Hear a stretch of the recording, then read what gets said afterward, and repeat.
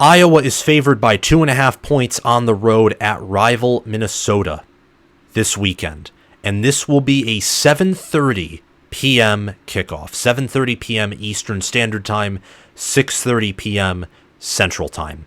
Minnesota won 12-10 in 2023.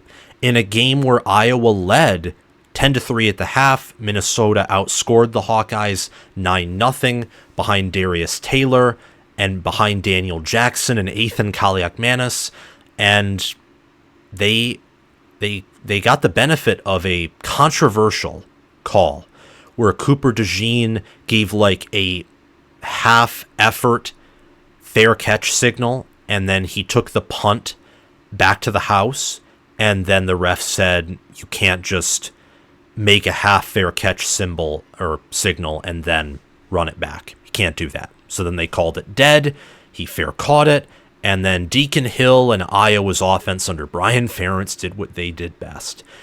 They lost the football game.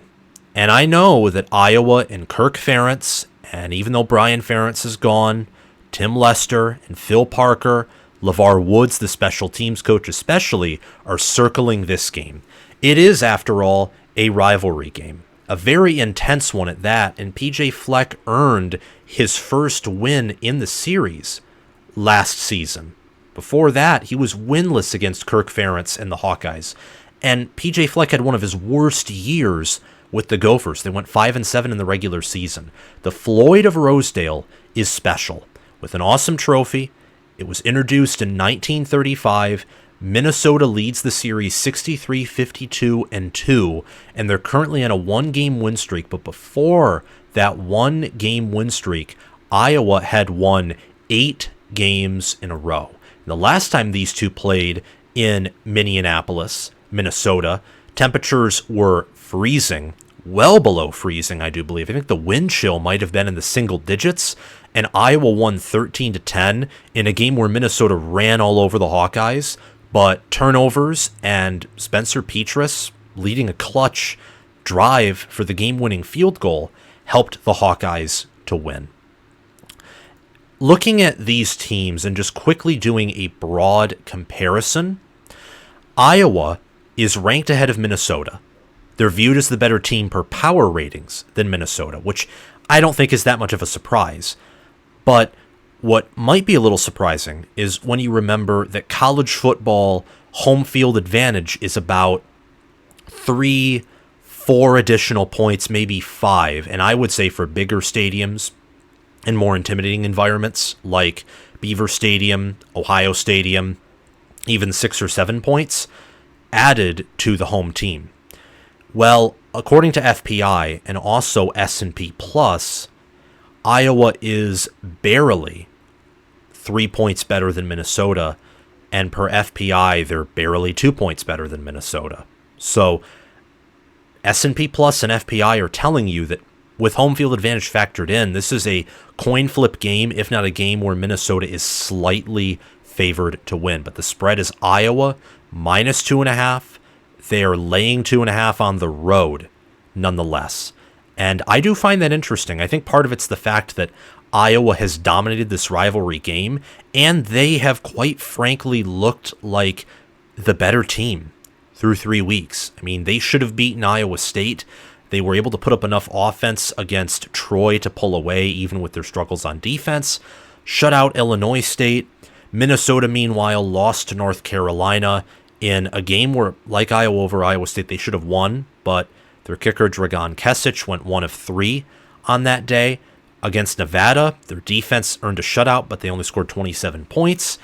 I look here at the power ratings of these two teams, and I just find it, I don't know, intriguing, to say the least, especially since they're so close together that this should be a close game. And also the fact that, FPI rates Iowa very low, which I don't necessarily get. Like Iowa, for example, has upgraded their rushing offense, upgraded their offense overall. And it's not like their defense has taken massive steps back. Their secondary's taken some steps back. But their defense is still one of the best in the country. And it looks like Drew Stevens has refound his groove as one of the nation's better kickers. So I do find it intriguing that Iowa, per the spread, is a bigger favorite than they are per power ratings, but maybe that's just me.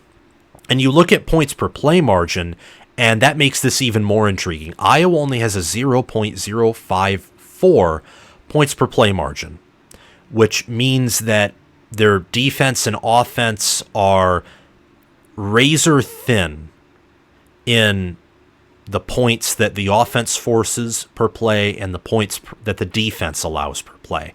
That's not a good sign whatsoever. Minnesota, meanwhile, has been more dominant than Iowa. Points per play margin is a good measurement of dominance. It doesn't factor in strength of schedule like game control does, but Minnesota has scored, well, not scored, they have a 0.217 points per play margin over the Hawkeyes. Or not over the Hawkeyes, but just in general. You know what I mean. And I look at these teams, and it makes sense.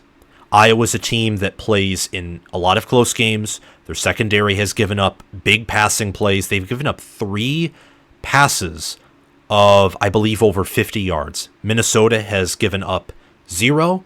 Maryland gave up 2. I got this from Michigan Podcast and Steve Dace. No other secondaries in the Big Ten have given up a pass of 50 yards or more except for Maryland's and Iowa's. And that's a lot of points per play for, the team who's throwing those balls on Iowa, especially if those plays, like some from Troy and some from Iowa State, mostly result in touchdowns or field goals. So Minnesota has controlled games, I would say, just looking at it subjectively and not really factoring in strength of schedule. I think they've controlled games in a much superior fashion to what Iowa has. Honestly, Iowa has struggled keeping itself ahead of opponents in the way that they want to keep themselves ahead, which is dominating constricting defense and controlling the clock and running the ball. They've ran the ball very effectively with Caleb Johnson. They've controlled the clock well, but that defense, especially in terms of stopping big plays, has been questionable, particularly at the secondary in the first 3 weeks. We've seen that against Troy. We've seen that against Iowa State, where it really became a soft spot. Jalen Noel and Jaden Higgins just tearing up that secondary with Rocco Becht, and that earned Matt Campbell his second win against Iowa in his career with the Cyclones. Iowa has the 103rd best strength of schedule through 3 games. Minnesota has the 117th best strength of schedule through 3 games. Their game controls per ESPN are pretty similar, and that honestly makes sense. But what I meant when I said that Minnesota controls games better than Iowa does is the way that these two teams have settled their identity and have chosen their identity is they want to play good defense, they want to run the football, and they're excited. They get, a boost of energy, a jolt when they have to use their field goal kicker. And right now, based off of how these two teams are playing, that style of football better suits Minnesota than it does Iowa. Again, right now. Right now, that fits Minnesota better. And it's not by this large margin, but I do think it's noticeable when you put both of these teams under scrutiny. The critical matchup in this game is Iowa's running backs and their offensive line against Minnesota's defensive line and Minnesota's linebackers. You look at Iowa's offensive line and the fact that Caleb Johnson has just been able to get big play after big play on the ground, and you can't help but be impressed by it. And Darius Taylor in Minnesota, meanwhile, they've had some struggles running the football. They aren't even running for 4 yards per carry right now. They aren't. And that includes a matchup against North Carolina where Minnesota did run for over 3 yards per carry. So they have some issues in some of these other games they've played against Rhode Island and against Nevada. And that is disturbing when you're going up against an Iowa defense that is just, look, it's not as secure, particularly at stopping big plays as it was last year, but it's still an awesome defense and one of the best in college football. Meanwhile, you look at Iowa's O-line and their rushing attack versus Minnesota's D-line and their rush defense.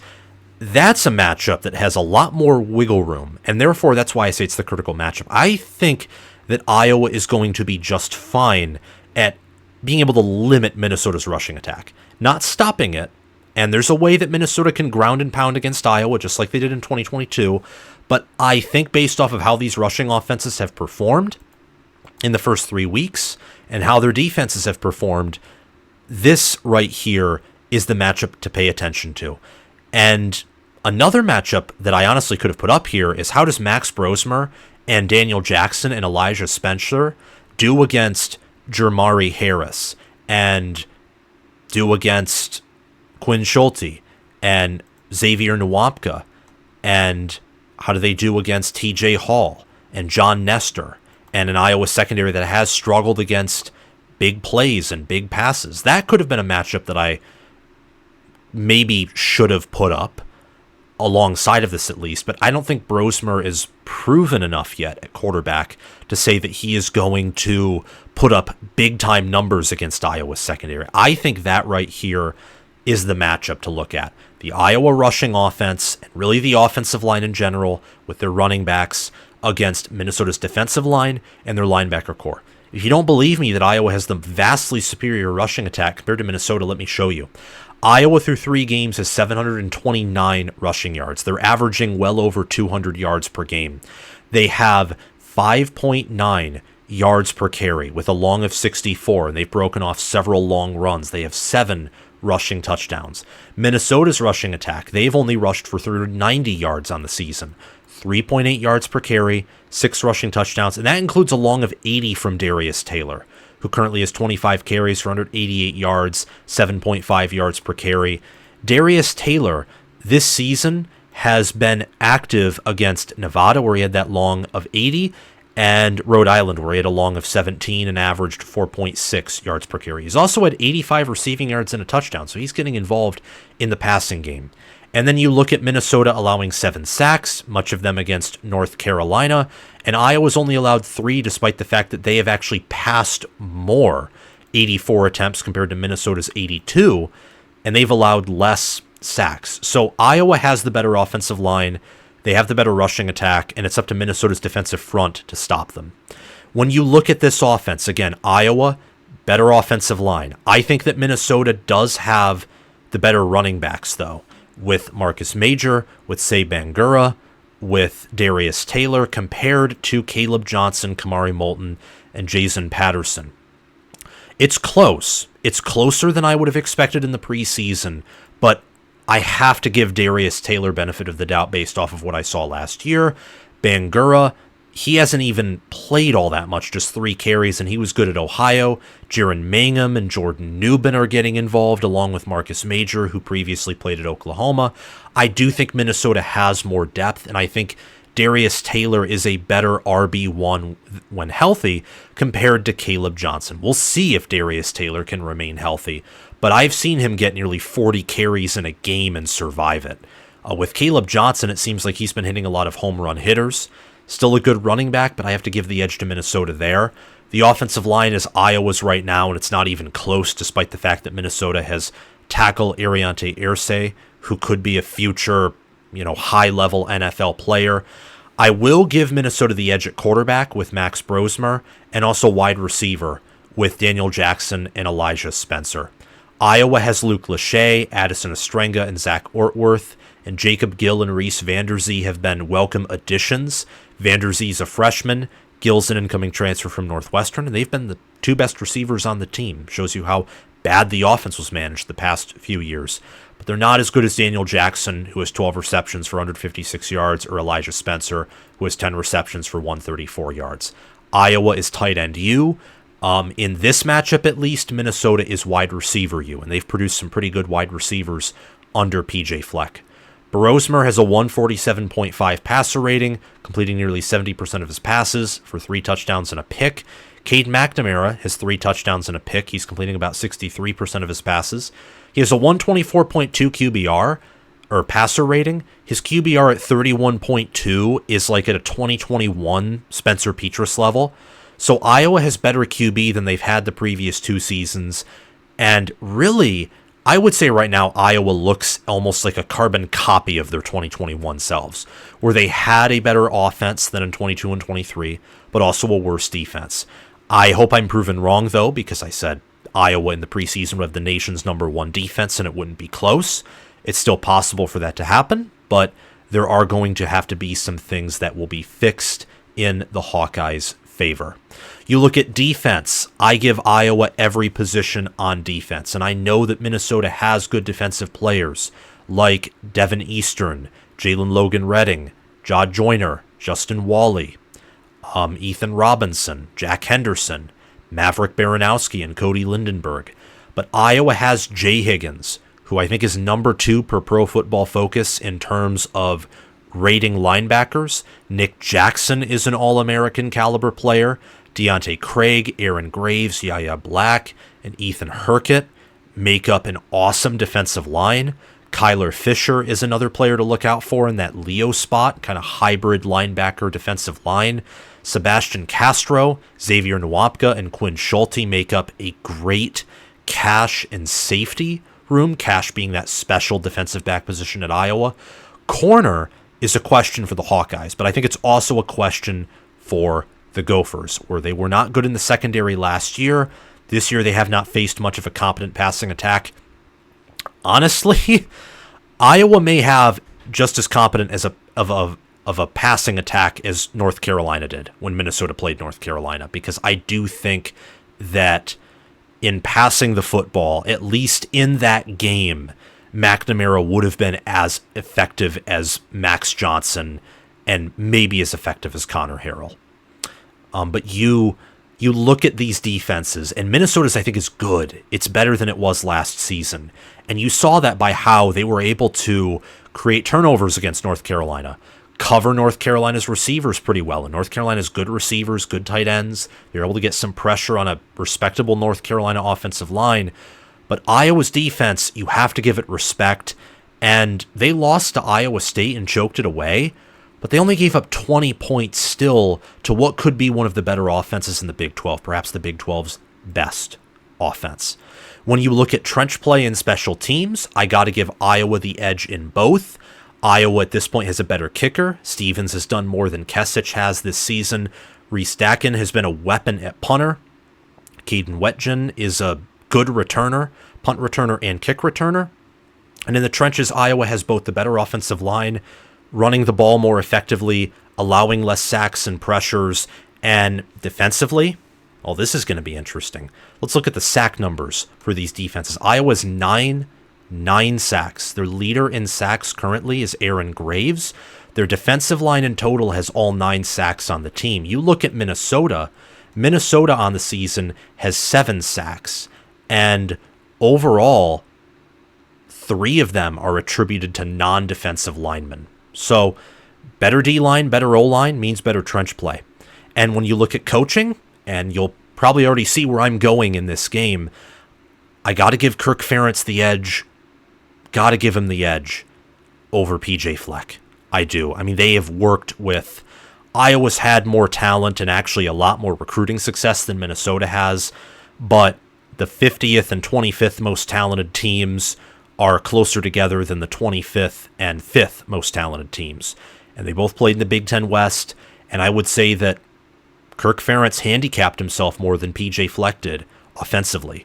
Much more. And PJ Fleck has really chosen to run the same thing over and over again in offense, which is ground and pound even if it's not working. I got to give Ferentz credit for somehow being more stubborn than Fleck and yet more successful and more efficient.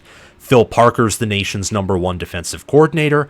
Iowa's strength and conditioning is pretty darn good, and their assistant coaches are also among the nation's best when you look on defense. Minnesota, even with Iowa's upgrade on the offensive coaching staff, I think Minnesota clearly has the better offensive coaching staff. Better wide receivers coach, I would say better running backs coach. Greg Harbaugh and Matt Simon, I think, make up a better coordinator and position coach group or unit than Tim Lester does. And I like Tim Lester, but I have to see who he is, because coaching at Iowa is different than coaching at Western Michigan. It just is. The Big Ten is way different and also obviously way better than the MAC is. But given the coaching edge and the roster edge, I do think Iowa covers this 2.5-point spread. I think they do beat Minnesota on the road in a 20-13 style game. I will tell you, because Iowa has been hitting the over in their games, Vegas is taking note, and they're kind of, hitting the up on those over-unders for Iowa.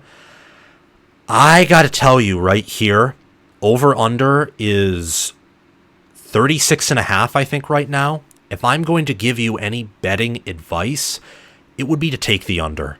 Because while Minnesota and Iowa, I think, will score more points against each other than they have in the previous 2 seasons, this rivalry's never really been high scoring under Kirk Ferentz and PJ Fleck. It just hasn't. And I don't have faith in these quarterbacks against these secondaries and linebacker rooms to make consistent plays. And Iowa's defensive line, I think, is much better right now as a unit than Minnesota's O-line is. And Minnesota's D-line is, I think, more talented than most PJ Fleck offensive lines have been in the past, or most PJ Fleck defensive lines have been in the past, but also probably more talented than some of PJ Fleck's offensive lines, because right now Minnesota's offensive line is not doing what it needs to do. It just isn't. So I look for Iowa to win. I look for them to cover. Score of 20-13. That's my prediction for this game. Thank you to my Patreon members for sponsoring this video and channel. I want to give a shout out to Crash2488 and Brasco Rascal for being Heisman Patreon members at $25 a month. If you sign up as a Heisman for 6 months at $25 a month, you will get signed free College Football with Sam merchandise of your choice delivered to you, plus access to my weekly college football picks, straight up and also against the spread. You get access to the picks, just not the signed merchandise if you're an All-American member at $10 a month. Thanks to Chris Slayton, Connor Little, OH, Ismar, Tyler Nye, and Chilton Cush for being All-American members. And if you just want your name featured at the end of every video with a shout-out, sign up as an All-Conference member for $5 a month. Thank you, John Lynn, Roaming Gnome, Matthew Steele, Austin Christmas, and Shania Cockrell for being All-Conference members. The links to my merchandise store and my Patreon page, both ways to support the channel, are in the description and also down below in the pinned comment. And I also encourage you to join my Discord via the link in the description and also in the pinned comment. Have a great day, guys, and I will see you all soon. Bye-bye.